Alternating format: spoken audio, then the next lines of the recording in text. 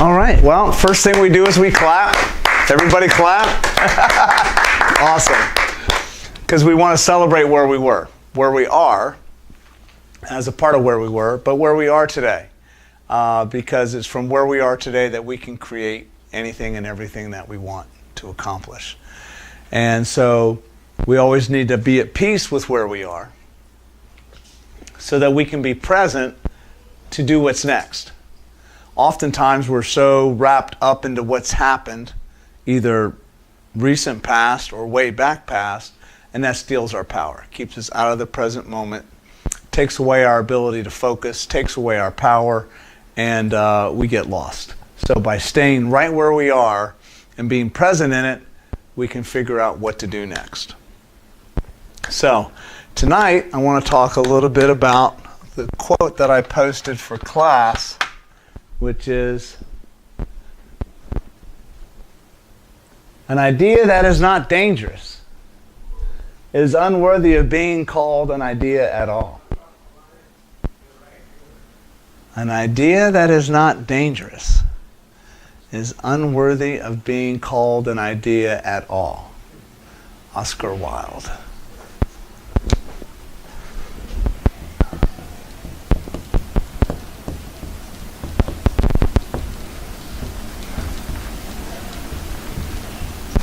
I kind of like the word dangerous. We don't use it very often. Whenever we do use it, it's in the terms of physical danger, typically. People use it in the political sense. So-and-so's dangerous. So-and-so's, you know, and that's a full-blown inappropriate use of the word too. What's interesting is that we always get to choose what words mean to us. Words might mean something else for other people, and that's okay. We don't have to see eye to eye on what words mean for us. But I like the idea of dangerous in this context because it inspires me to think more boldly. Usually, I'm thinking weakly. W-E-A-K-L-Y. My thoughts are kind of small. I'm thinking limited thoughts. Oh, I can only do this. I can only get that. I better hold back here. I better hedge my bet here. And so I'm constantly in a contraction state, constantly holding back. When in fact, the universe is saying, come on, Hyatt, expand. Expand. Put yourself out there. Live dangerously, okay? From the passion sense. Live dangerously from the vision. Create a vision that you can dare yourself to achieve. And that can be scary. That can be scary. We can be just as afraid of success as we can of failure. Because what if you become a famous Reiki person? Or a famous realtor? And what do you do? I'm in the military. Oh, cool. What branch? The Air National Guard, Air Force. Air Force National Guard. And what is your specialty? Training manager. Training manager. Enlisted or officer? Enlisted. Awesome. Well, thank you for your service. Yeah. Yeah. I got my plaque on the wall there. How long? 27 years, U.S. Army. I'm 27 years now, so. Congratulations. Wow. Thank you. E8? E7. E7. I'm maxed out at my position. So. Okay. Good for you. My husband's E8. Okay. So you being in the military environment, you know what it's like to live a certain kind of dangerous. Have you ever been deployed? No. Okay. I have, but just for short stints, not long. I was over. Okay. But you support people who are deployed. Yes. And you prepare people who will deploy. That's my job. There you go. Okay? So if you think about it in that sense, we apply dangerous to things that put us at risk. At risk. But risk of what? You know, when we're trying to think of our visions and our dreams and where we want to go and what we want to accomplish or what we need to overcome, or what situation we're currently in that we're trying to figure out. We're constantly thinking, what's at risk? My reputation, my mood, my energy, my money, my job, my relationship, my family, my health. And we're evaluating all of these risks, so to speak. And a lot of times our perception of these risks are simply based on an illusion. What we think is risky, what we think is unsafe. And in reality, most of the time, those kind of risks are not dangerous at all. Because most of the time, we're not going to die because of the choice. Most of the time, somebody else is not going to die because of the choice. And even if you consider death as a potential risk, we're all going to die at some point anyway. We're either going to die sooner or later. It's really not a matter of if. It's really just a matter of when. And so even if you look at it that way, you can remove some of the element of risk, right? If you're going to go skydiving, right? Hey, I'm going to die sometime. The chances of me dying from skydiving is probably higher than if I stayed on the ground, but it's not 100%. It's not even 80 or 60 or 50. Half of the people that skydive don't die. And so we can look at our risks with a more open view. Like, what are we afraid of?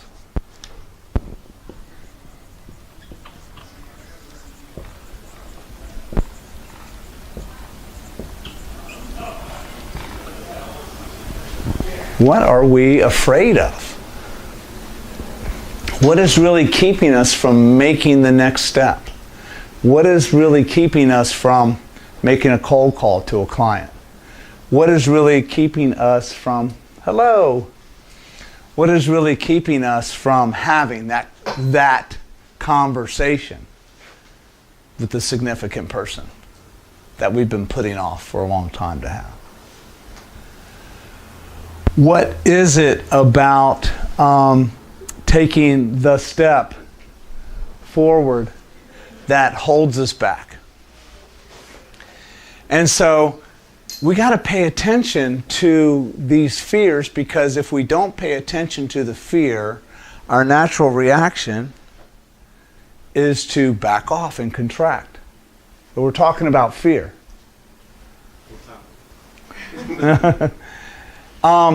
And it's like, what do we get so worked up about anyway? Until we start to ask ourselves that question, though, our natural tendency is going to be in a state of fear. Because that's our habit, that's our human nature. From the time we're little kids, we're taught boogeyman stories, right? You better go to bed or, the monster will get you, right? Or you better do this or something drastic will happen. So fear is constantly used at us from a very young age in order to motivate acceptable behavior with others, or to motivate us to actions that are good for us. So it's not always a harmful use of fear. But the use of it is so interesting, how we use fear to motivate, either with ourselves or others. A lot of religions in the world use fear as a means of control. Okay? And I'm not taking anything away from a particular religion, it's just an observation. Certain aspects of religious belief or spiritual beliefs can be very fear-based. Ooh, what's going to happen to me if I make this choice? And so there again, we're using fear as a tool to hold us back. Sometimes fear is rational, but again, it's very rare. The fears we want to be worried about are those that are actually physically fearful or emotional harm, right? We don't want to put ourselves or others in a state of emotional harm. And of course, with our money, we want to be financially responsible. But still, money is an asset, and it's a resource, and it's even people who've been afraid to lose money and people who have lost it have been able to make it back again, right? So it's not the end of the world. So what is your end of the world scenario? Does anybody have an end of the world scenario that they'd like to share?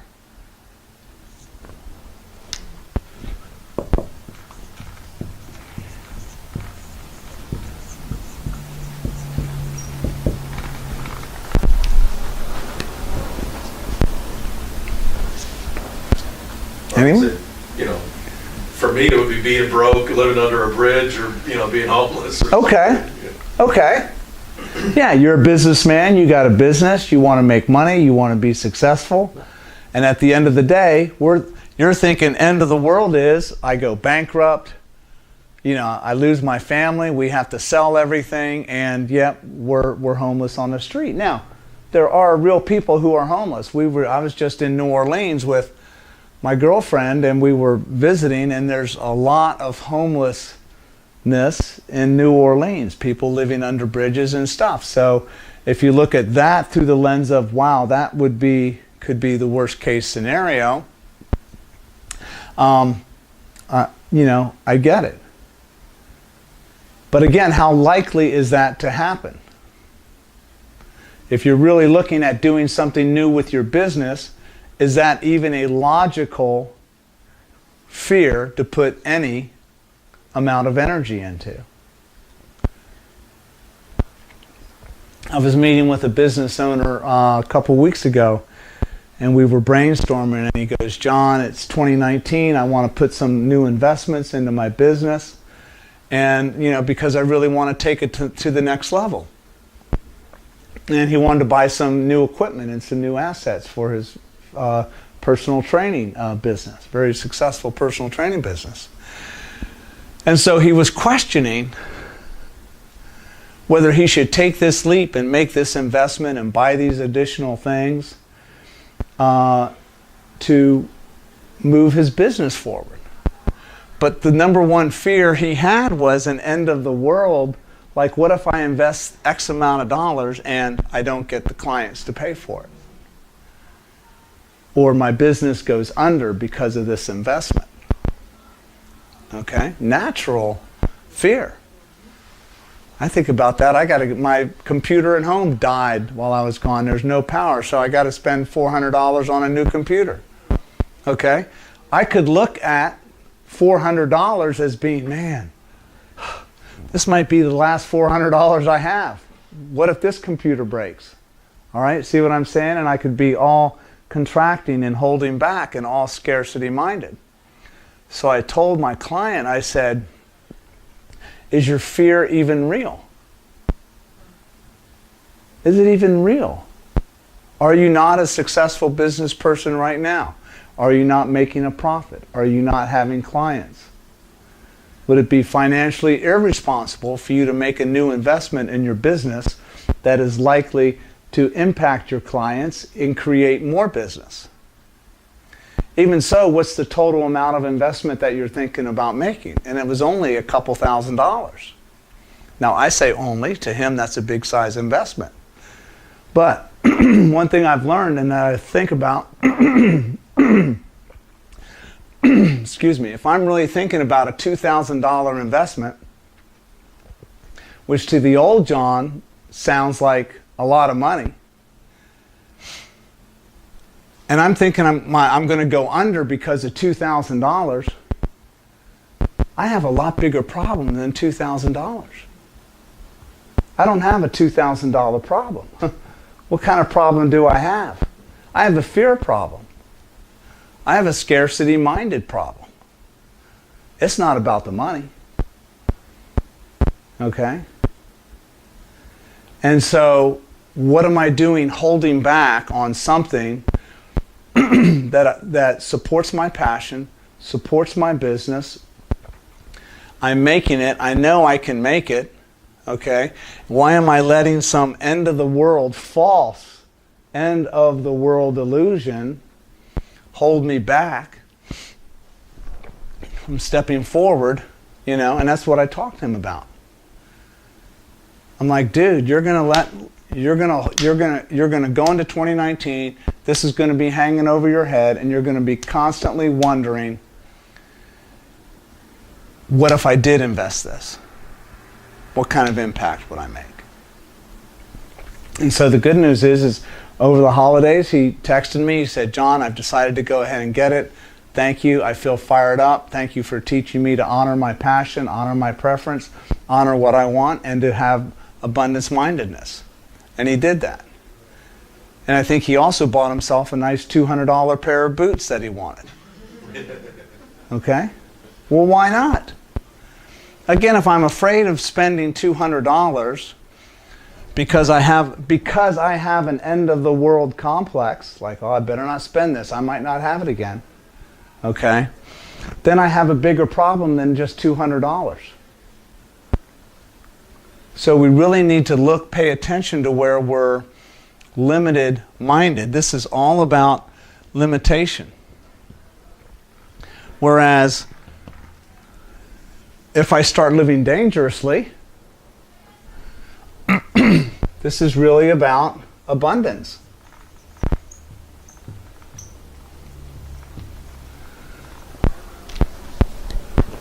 I love that book, Who Moved My Cheese? Who's read it? Heard of it. I have it on my bookshelf. I highly recommend Who Moved My Cheese. It is a classic. Okay, it was written by the same guy who wrote, do I have it? Yes, I have it right here, Spencer Johnson. It is a small book, and it's about 4 mice who are going through a maze. Hold on a second. Let me just share this with you because it's worth it.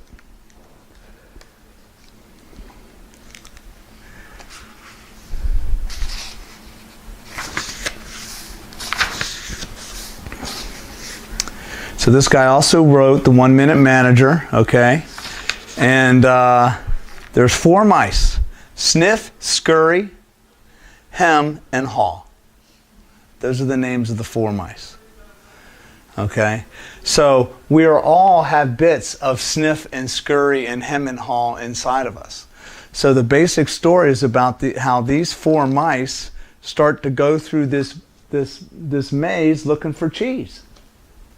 And it's about change and how we look at change and how we look at our current world around us and how we resist change. Highly recommended. And look, you can probably read it in a lunch hour. All right? And it's good to recommend to your kids, your daughter. Your kids at the school? And kids at the school. They have a Who Moved My Cheese for Teens. Excellent book about helping kids think about change. Okay? But the whole thing is like, the biggest quote I love out of that book is, what would I do if I was not afraid?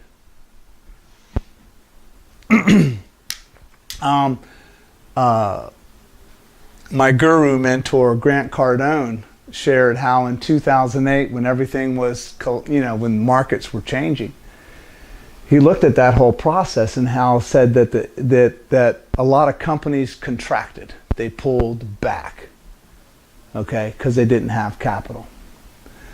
And his mindset was, I don't want to contract. I want to expand. Because I want to take this time in the market as an opportunity instead of the time to contract. Everybody's contracting.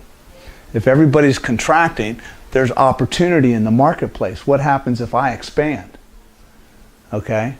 So that's how we played his cards. Now, I'm not saying that the companies who chose to contract were right or wrong. I'm just saying you always have 2 perspectives. Am I contracting or am I expanding? Am I full of belief or am I full of fear? And how am I looking at my situation? Because what if I choose to live dangerously? How can I be dangerous?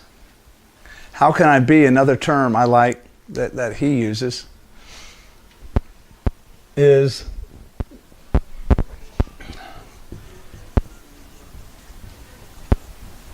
unreasonable. Okay? Now, unreasonable does not mean irresponsible. I'm not encouraging anyone to be irresponsible financially, relationship, business-wise, or anything. This is not about being irresponsible. This is about being unreasonable in a way that we look at our reason, which is fear-based. It's like, what if I was unreasonable? What if instead of limiting my number of contacts to this number today, I try and blow it up and go for more? What kind of results could I get? Okay? The reasonable person, somebody else might say, well, that's really unreasonable to think that you could do that, to believe that you could do that, to set your goal that high. That's an unreasonable goal. Your goals should always be reasonable. Well, I get what they're saying when they say that, but who are they to dictate what my goals should be? And am I being reasonable or unreasonable when I look at my goal? Am I using the term reasonable as an excuse for less action? As an excuse for less faith? As an excuse for less commitment? As an excuse to be lazy? Oh, I only set my goal at this. I got it already. I don't have to do anything for the rest of the week. Okay? So, did I set a reasonable goal or a lazy goal? Lazy goal. Now, who am I cheating? I'm really only cheating myself. But if I have something that other people can benefit from, am I not also cheating them? So isn't it irresponsible for me to hold back on a gift or a value that I can add to the marketplace or to others, and then I'm deliberately choosing not to add that or provide that value or service? You ever thought about it that way? You take pictures, very good pictures, high quality pictures.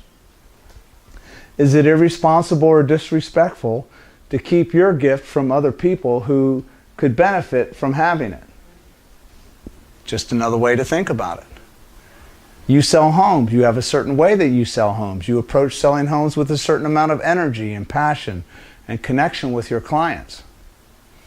Is it irresponsible or disrespectful to keep your gift from the marketplace, where it can be valued, where you can be valued, where you can provide real value? See, a lot of the times we choose to be reasonable and safe because we don't believe we provide real value. We shortchange our gift. We shortchange our value. We shortchange our knowledge or expertise. Oh, I don't have enough. Oh, I'm not good enough. Oh, I don't have this academic qualification. I used to think that about my coaching business. Wow, I don't have a PhD in psychology. I'm not a licensed clinical social worker. I didn't go to school and then graduate school to be in this business. Who am I to think that I can help people figure things out? So I could have used that as a very safe and reasonable. Certainly that's reasonable reason to say, nah, better not. Nah, I'm not good enough. Nah, I don't have the qualifications. I could do it, but. Okay? And then I wouldn't be here doing what I love to do every day. And so, what reasons are you using? And are they even reasonable, or are they unreasonable, or are they lazy?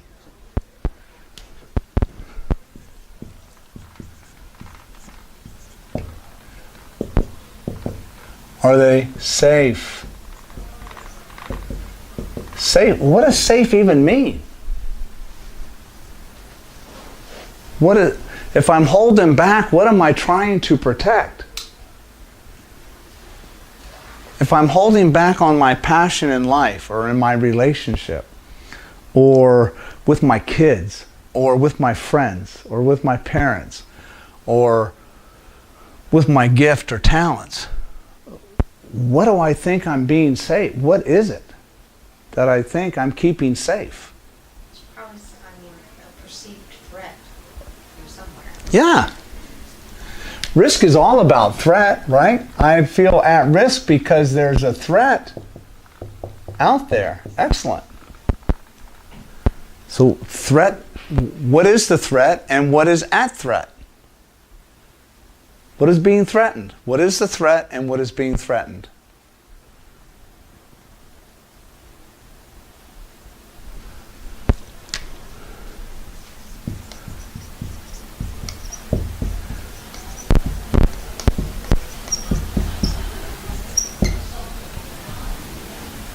What was the other one? What is the threat What's being threatened?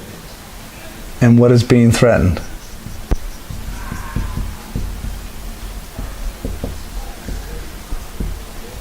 Wouldn't the threat be failing at whatever it is you're trying to do? Sure, the threat could be failure or perception of failure. And this is the kind of analysis you want to do. So if I say, for example, the threat is failure, then I go, okay, the threat is failure in this endeavor. Worst case, I put myself out there. Worst case, I put myself out there and I fail. What is being threatened when I think about failure? Reputation. What else? Perhaps finances or impacting a relationship that you've got, like, I think for me, it would just be the view of myself. My ego, right? I've never failed at anything. Right. You know, and it doesn't have to be a big thing. It doesn't have to be living under a bridge, but just trying something and failing. It's like, I've never failed. You know, it may not even cost me anything, but just the idea in my mind that, you know, how dare I Right. fail? Sure. Or the threat to try it again will just make you more insecure if you fail. Okay, so my security is threatened.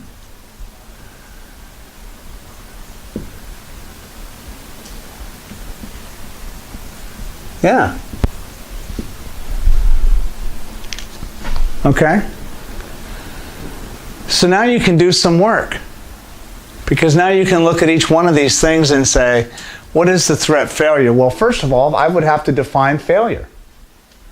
What does failure look like?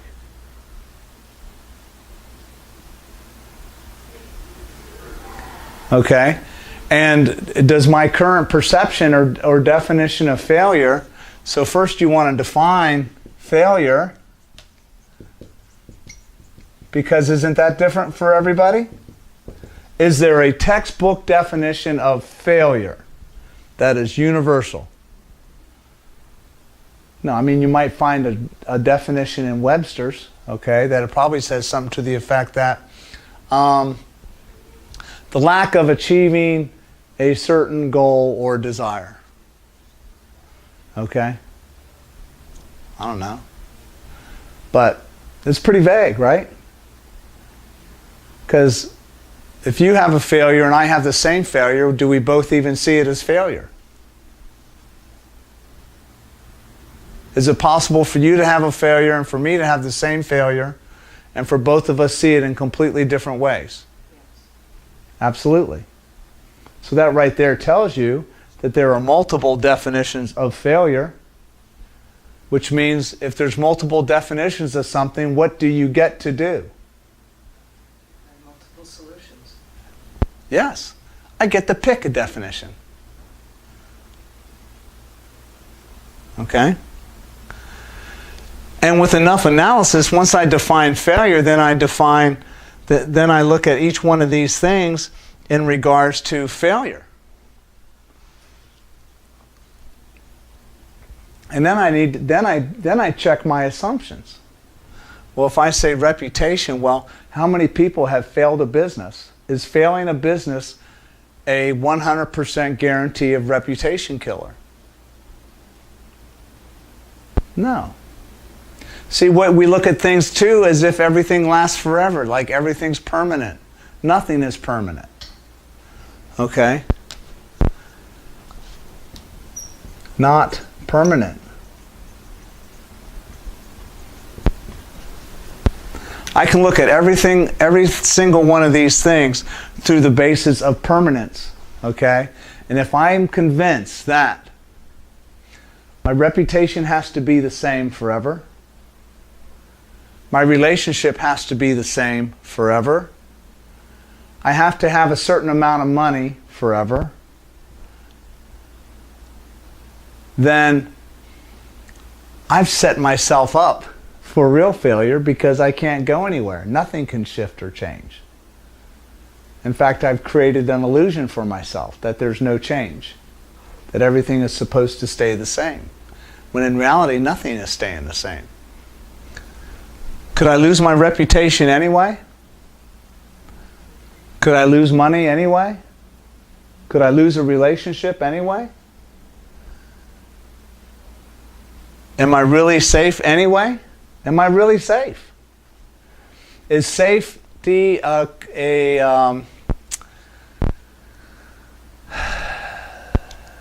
is safety a condition or a mindset? I think it can be both, really. Yeah, of course. Because I think safety, in the sense of having a home to be in and all of those things, makes me feel safe Yes. because there's someplace for me to be. Or like, but at the same time, I can see your point that something might work out even if that weren't the case. Even if it weren't the case, right?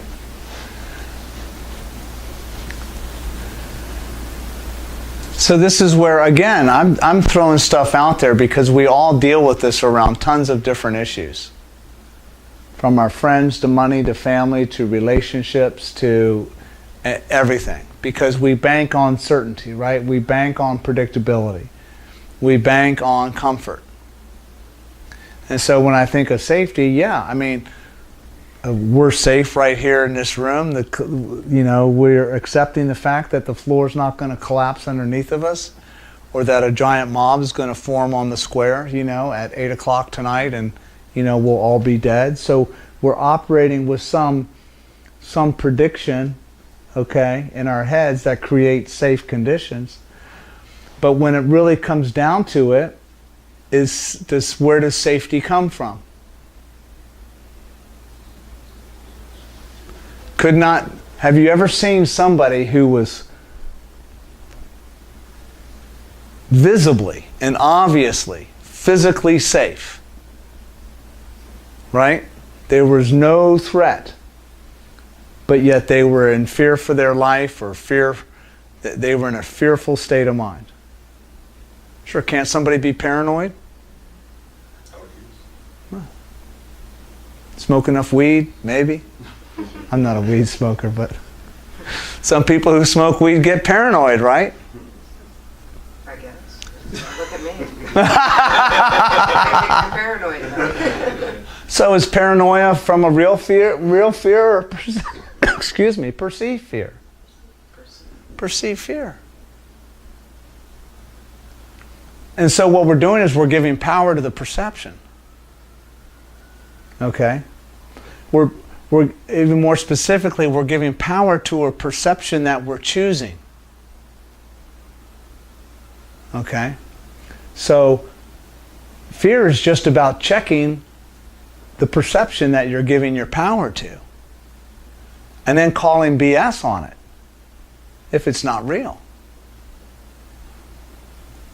I used to think that, I'm divorced. I used to think that divorce was the end of the world. It has not been. But there was a time when there was I could not make a move in my relationship because my fear that divorce was the end of the world kept me in a relationship.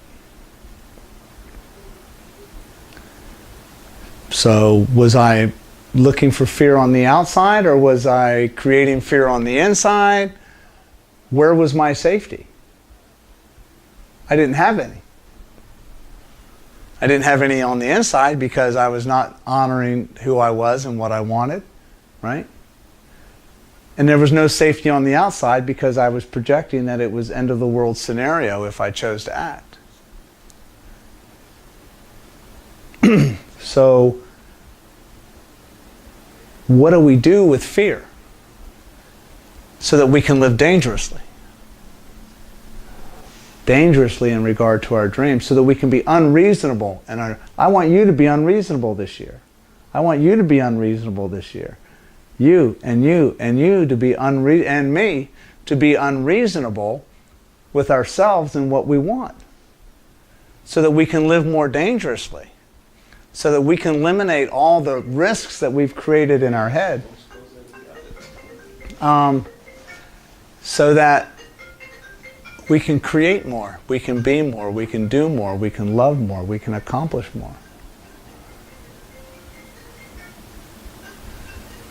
So how do we get past it? How do we get past fear? I always think about focusing on how to pick yourself back up if you get to that point. Instead of focusing on how you got there, focus on how you're going to get through it. Or Yes. pick yourself back up. Yes. Shift your focus on picking back up instead of what happened to get you there. Thank you. That's Excellent. Earlier, you Yeah, I didn't right. think of that. So what we do with this is we do two things.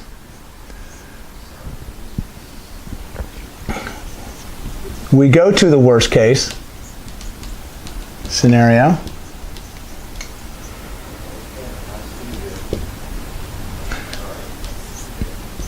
We stare it down.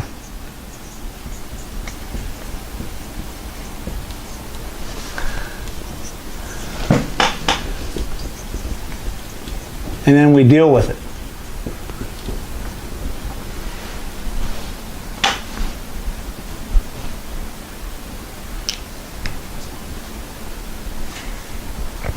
So,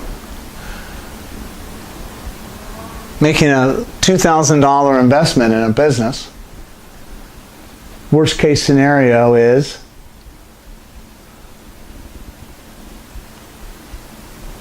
It goes into debt with that $2,000 you can't pay it back. sure, bankruptcy. I mean, what's the worst financial case? Bankruptcy. How do I deal with bankruptcy? Oh, there's a process for that. Right? How many people declare bankruptcy in any given year in this country? And they're not all poor people. Right? How many people have been successful after they've declared bankruptcy? Unlimited number. Okay? Worst case, bankruptcy. Stare it down. Not afraid. This has happened before to X amount of people. That's a good thing to. That's a good way to frame your fear. Has this ever happened before to anybody? How many times a day does this happen?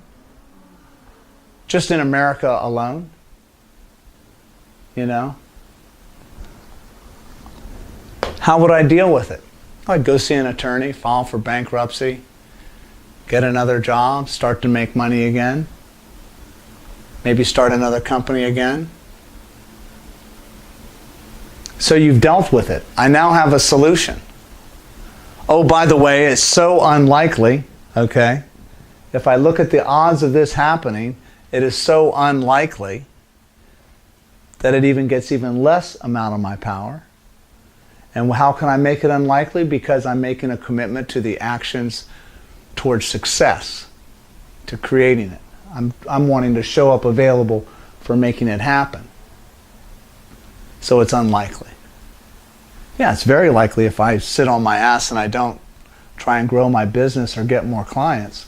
Yeah, I'm going to be out that $2,000, and if all I do is watch The Price is Right in the morning, then yeah, okay. But am I that type of person that I'm going to do that? No. Okay. Knock that reason out, so I get more clarity. I get more clarity around what's the worst case. Divorce. What's the worst case with a divorce? Oh, we get divorced. We have to split up the assets. We got to figure out who's going to visit, how the custody of the kids and visitation and paying or not paying for college or whatever the case might be. Oh, how many people get divorced on any given day? How many people are still successful and managing and living and prospering after a divorce? How many people get remarried? Is it the end of love? Is it the end of the world? No. See, I'm looking for evidence. Evidence. We don't look at the evidence. We want to assume we don't have any.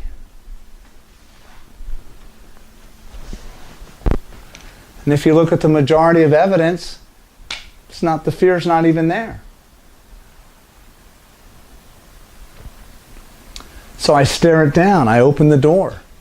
And I stare it down. There's nothing to be afraid of anymore. Got it. The worst thing that could happen, we'll be bankrupt. Well, I'm certainly not planning on becoming bankrupt. I'm going to do everything I can to avoid it. Worst case, it does happen. I will learn from it. Okay? That's really the worst case scenario in anything. Oh, I learn. And if you look at it that way, what do you have to lose? I was with an executive client today who had an offsite with his team a few days ago. And he threw a part out for his team for discussion. He wanted to talk about the culture, team culture. And when he threw it out there, they had been talking about a bunch of other stuff before. And when he threw it out there, it did not stick at all. It did not get the response he was expecting it to get. People were very resistant to even engaging on the topic of the culture in his team. There's two ways to look at that experience. One way would be, I suck as a leader. Bad call. Right? Bad timing. Shouldn't have done it. I wonder what people are thinking. I've lost credibility. Quonk, quonk, quonk, quonk. Right? Or, wow, perfect. I threw out a very important concept and I got resistance. That information is gold right now to me because it gives me so much insight now into the state of minds about my team around culture and the direction we really need to go about it. Which one is fearful? The first one. Which one is living dangerously? The second. So he has a choice. And he's choosing to be professionally empowered. He's choosing to exercise executive presence. He's choosing to get it. The fact that he threw it out there and it didn't stick did not diminish the value of what he was trying to bring up at all. In fact, it emphasized the value of it. He just needs to figure out a way. He needs to learn a different way to approach it.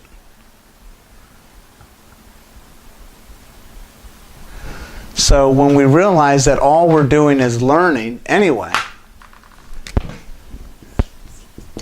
another important thing for him too was he was unattached to what? Outcome. Yes. We talked about that. Because had he been attached to outcome, which option would he have chosen? Number one. Yeah, I'm a loser. Loser. I'm a bad leader, bad call. Now I've lost respect. You know, he's projecting all of these things based on people's reaction. I said, no, man, you threw it out there unattached to outcome, and the results you got were perfect. They were not your intended results. Who cares? They were still results, and valuable gold results, real results. Because people could have gone along with it and chimed in and bullshitted their way through it. Right? Oh, yep, let's talk about the buzzwords. Okay, yep, it's time to talk corporate buzzwords. Right? They could have done that. And he could have gotten fake participation that maybe would have given him a false illusion about what the culture was really like. Instead, he got reality. Valuable? Yeah, bet.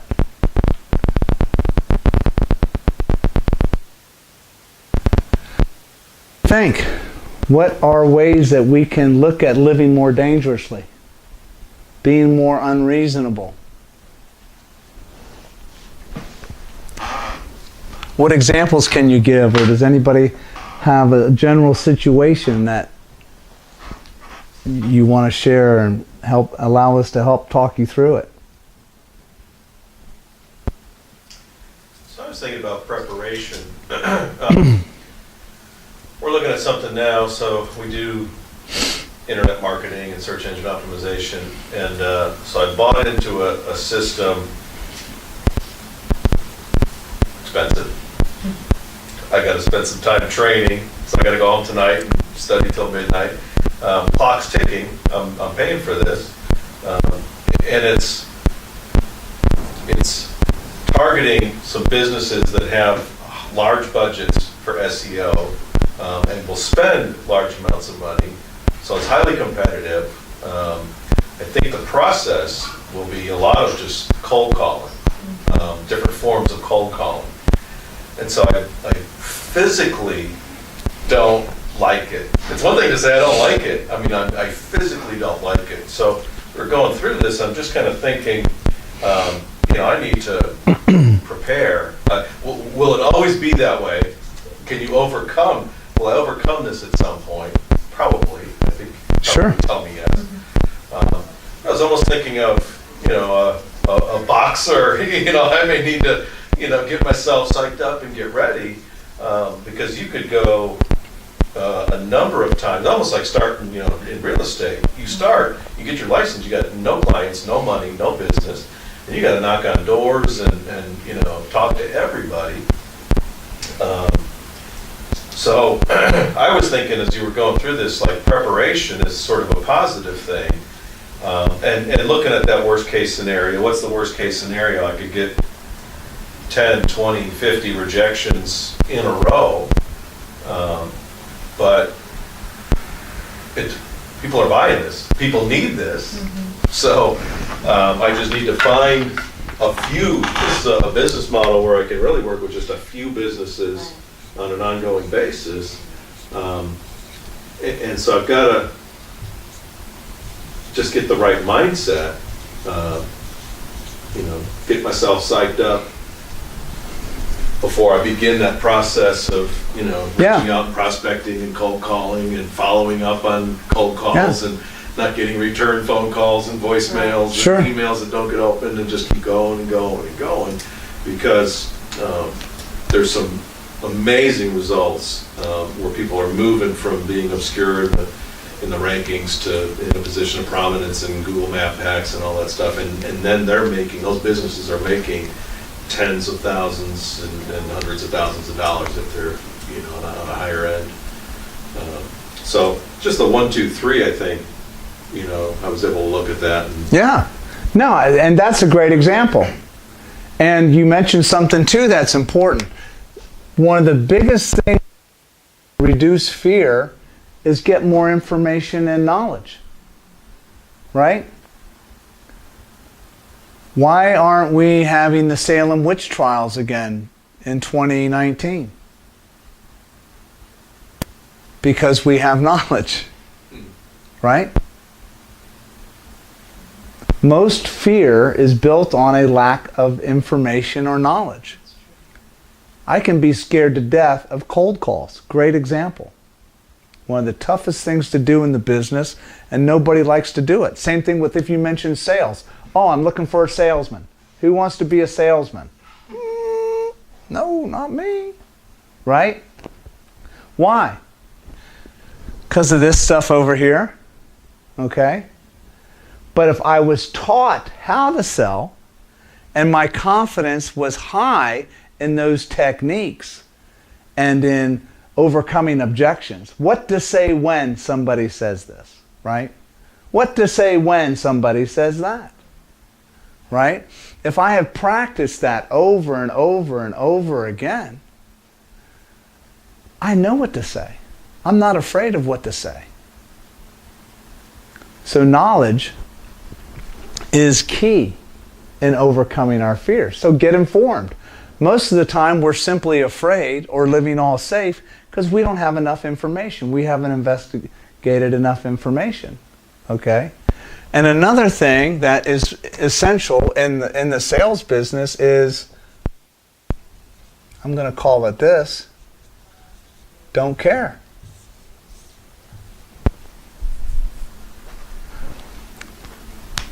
I don't care. There's a part of me that when I'm picking up the phone and I'm calling a man, my goal today is to make 100 calls today.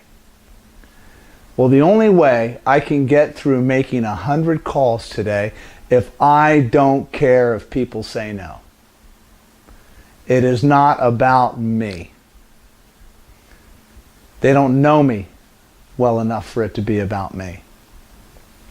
There's 100 other reasons why somebody's going to talk to me on the phone the way they do, other than the fact that I personally have called them. Okay? So I don't care. I do care, okay? But I don't care. In other words, I'm not personalizing the rejection on the cold call. I'm not personalizing it at all. But I still want to improve my knowledge and skill set.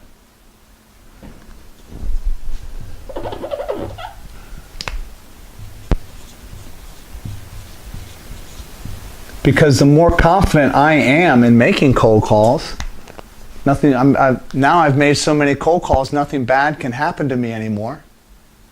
In fact, I'm more comfortable. In fact, what if I now say I love making cold calls? I love making a cold call because every time I talk to somebody, it's an opportunity for me to share. It's an opportunity for me to connect. And I am unattached to outcome. And I'm deliberately practicing my scripts and what to say and how to say things. Can I make a book suggestion on this very topic? Sure. I just got done with a national conference for our association, and I heard a speaker by the name of Jeffrey Shaw, who is now a coach to creative entrepreneurs, however, a photographer, and he was a photographer to basically very wealthy, very affluent clientele for 25 years. So he ran a creative business for years. But he has a book called Lingo out, and you can get it on Amazon. And it's basically how to find, speak, and work with your ideal client. And he talks a lot about how to make your business attractive to the right people, so that when you're cold calling, it's not really that cold. You know what I mean? Because you've already done your homework on who your client, your ideal client really is, to where it's not as cold as you might think. And sometimes he's a little redundant. He says things in a different way a lot of times, but part of the repetition is good for me. But I think the info in that book is really good. It's called Lingo, Speaking Your Customers. Excellent. Thank you for sharing that. And it's like doing a photography session for somebody that would pay $10,000. Correct. And most people would be like, $10,000? I mean, I wouldn't pay that. But people do. Sure. Right, yeah. And that's why I say all of this is a mind game. Okay? Right, it is. All of this, we're talking, because people do pay $10,000. And all it would take would be to have the courage to say, my package price, my minimum is $10,000, and this is what you get with it, and here's an example of it. Right. And it goes up from there. And for you to be perfectly at peace, if somebody goes, wow. But that's where you say, yeah, I'll tell you, wow. Wow is the factor of what these portraits do. And the value that these will have for the rest of your life. Right. And after you're gone. And after you're gone. Okay? And, that's the same thing with selling a house. In order to up our game, we got to live dangerously, though. Right? Are we willing to increase our prices, put our value out there? Bring a little game. What's that? We'll be willing not to cut, your cost, your commission. I get that. I get asked that a lot. Oh, you're going to sell 2 houses for me? Will you cut your commission? No. No, each one is 6%. And I split it with the other agent, but when you buy that house, you're not gonna pay me, the seller's gonna pay me that, and then they think, oh, I'm getting a great deal. Right. But yeah, I've had to learn to just, when they ask, oh, well, how much is commission? And you can hear in their voice, they're They're hoping tentative. you say, for you, it'll Right. only be 5%. But I'm always strong when I say it's 6%. Yeah. You know, it's very matter of fact. Yeah, unemotional, matter of fact. Yeah. And let me tell you why. Let me tell you why. About in these sessions about the fact that the minute, and for me, I've been in this spot where you think any work is better than no work.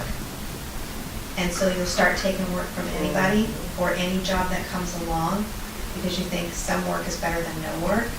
But this guy's point was, you know, the 80-20 rule you've heard, that like 80% of your income is going to come from 20% of your clients, Mhm. the best clients that you've got. He's like, that's not very good odds, really. I don't like those odds. I don't like the fact that 8 customers out of 10 are not going to be really worth my time. I want to work with the 20%, 80% of the time. Do you know Right. what I mean? Like, I want that 20% Yeah. to be my 80. So like 8 out of the 10 clients I have are really worth my time. So, and it talks about how to flip your, you know, he was talking about how to flip your mindset from taking work from anywhere just to have work, and how that's scarcity minded as opposed to abundance minded. Yeah. In the fact that I'm going to work, I'm going to put my image, my branding, everything out there to where I'm only attracting the right person anyway, Right. and then not everybody else is a fit, and that's okay, and not be attached to the fact that, you know, people who want to discount your commission aren't just a good fit for you. No. You know what I mean? Yeah. Learn that. Because they don't value. Because they don't value. Right, and then the TPS, Yeah, and They, they don't value. Yeah, they're still standing there like, well, but what's my closing gift? Right. That $2,000 I just took off. Right. Right. Right. Yeah. And so that's where, again, when we value ourselves, okay, other people will value us. When we don't value ourselves, people are like, you should give it free, or I'm just going to give you a few dollars for the value you're bringing.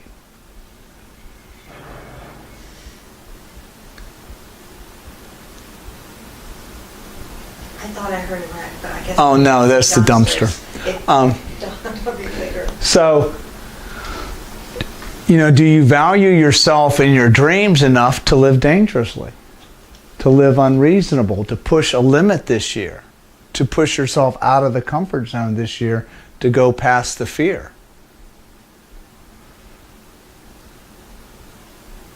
If so, what does that look like? What will it take? I know a guy who specializes in cold calling, if you want me to give you his information.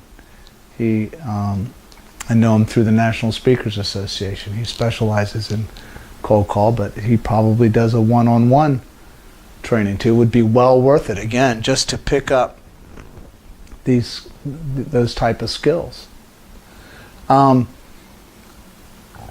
I mean, the bottom line is we want to limit reacting to fear. We want to get into knowledge, trust, faith, security, safety. Now, my safety is not out here. My safety is not in the people who say yes to me over the phone. I feel safe already, so I can pick up the phone. Hey, how's it going? Hey, we'd like to help you here. Hey, let me tell you why I should be. Let me tell you why not only is the seller paying me part of the closing, but the value that I'm offering far exceeds that. You want to buy your dream home, right? Yeah. Guess who's the best here in the Cobb County area for helping you find the home of your dreams? You're looking at her. And I intend to demonstrate that with our experience. Because if I'm not providing that kind of value, you might as well go to anywhere.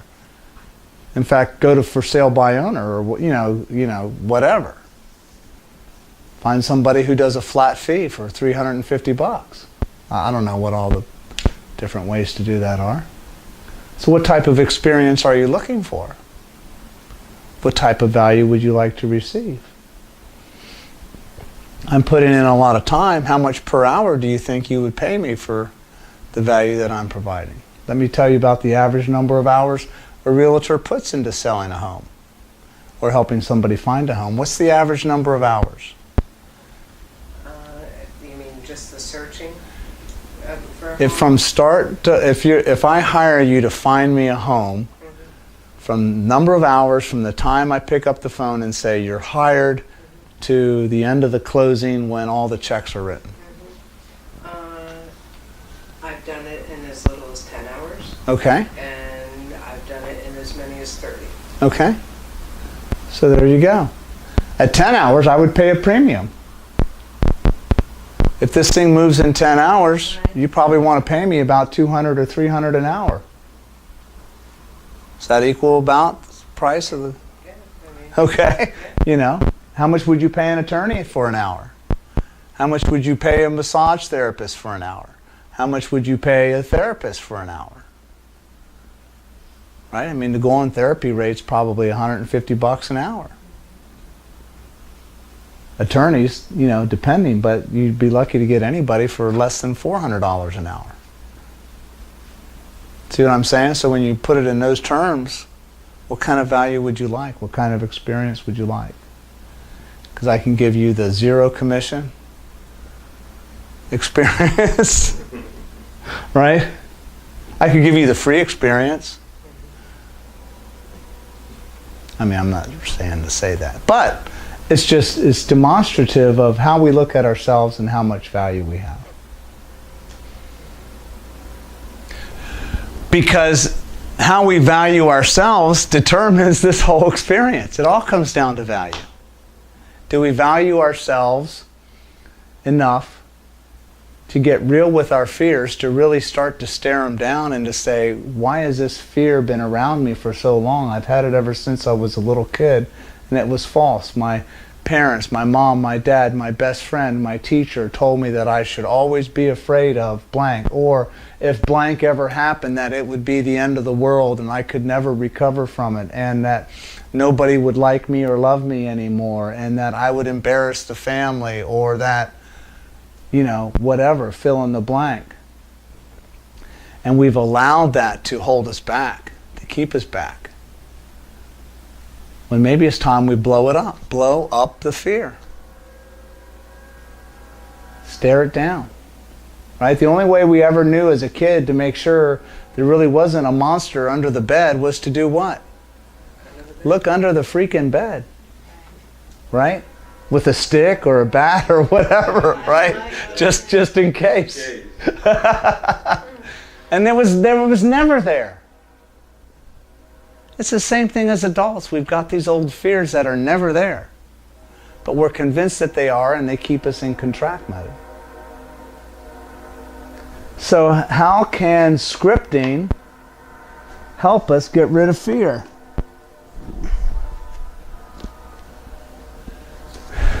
Scripting, remember, is writing as if we already have what we want. So if we have fear, what do we want? Instead? Huh? Trust? Strength? Peace? Clarity? Confidence? Knowledge? Truth? Hope? Courage? Bravery? Release? So when you're scripting about a fear, those are the things you want to write. I am strong, I am confident, I am knowledgeable, I stare it down. I see nothing really there. I am full of trust. I am full of faith. I am led to the perfect resources to help me get clarity and information that dispels any fear around what it is I'm doing.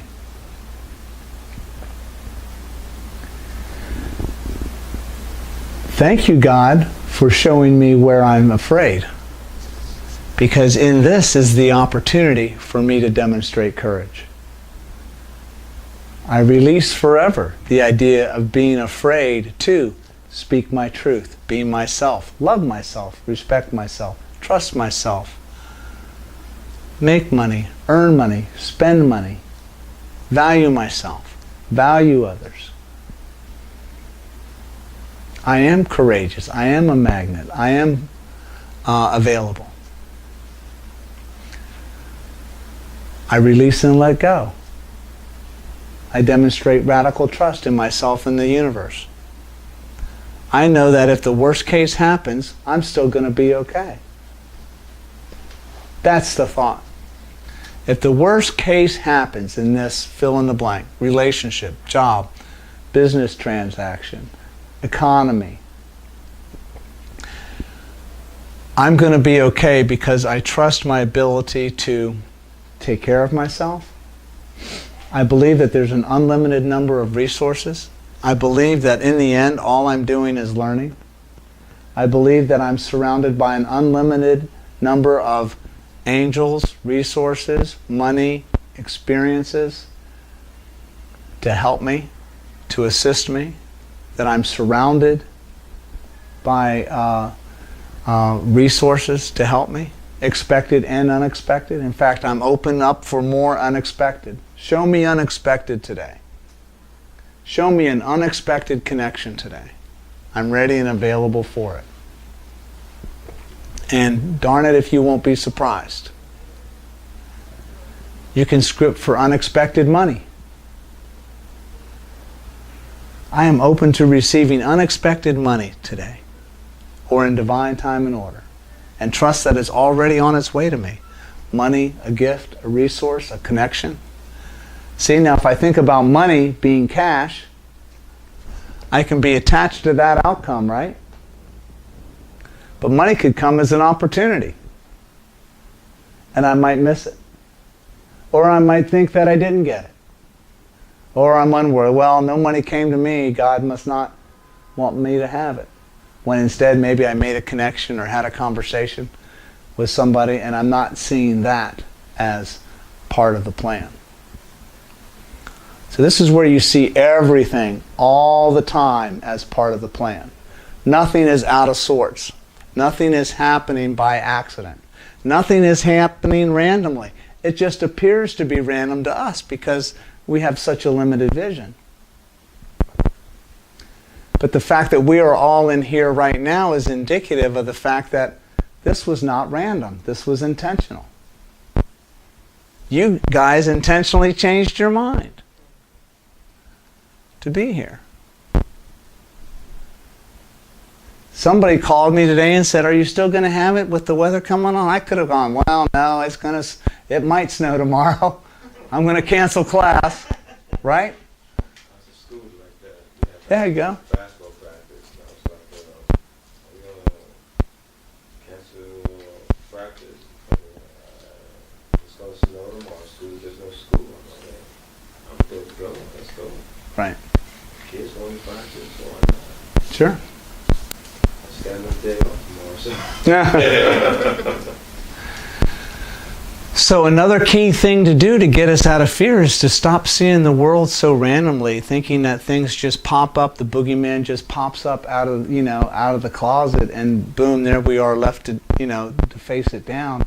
When in actuality, everything is happening on purpose for us, not to us. Nothing has ever happened to us. No relationship, no success, no failure, no trial, no tribulation. In the end, even a painful event, we can get extreme value out of something that really hurt us. And for many people, that's where their extreme value comes from. Absent a significant painful event happening in somebody's life, they wouldn't become the great teacher. They wouldn't become the great inventor. They wouldn't become the great therapist or counselor. They wouldn't become the good politician. They wouldn't become the business owner that provides a service or a product.